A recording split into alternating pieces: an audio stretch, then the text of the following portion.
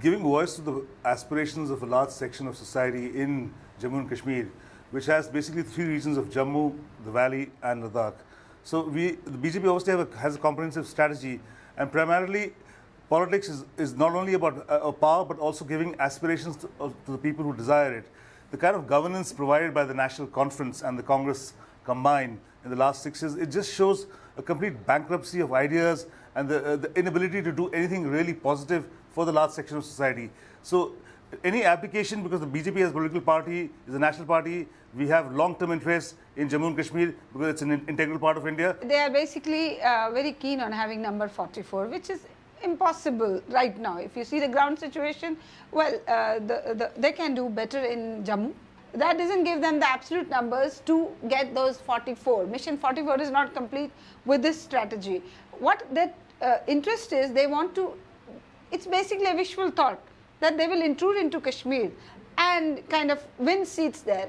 At the moment, that looks like, Sheikh Chiliwala story.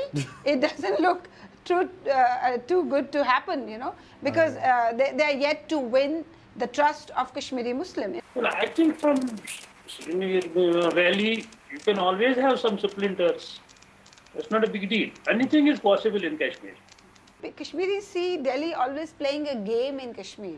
What Jamil referred to as anything is possible in Kashmir, that is generally echoing that sentiment that things are manipulated in Kashmir. The only thing which is going to help BJP is polarization. So otherwise, they will have to share their seats, Jammu and Ladakh, with Congress definitely, which is very strong in Jammu and Ladakh. Who forms the government? Nobody gets an absolute majority. We are seeing a prospect of hung assembly in Jammu and Kashmir, and in that case, who BJP will go with? Will BJP support a PDP?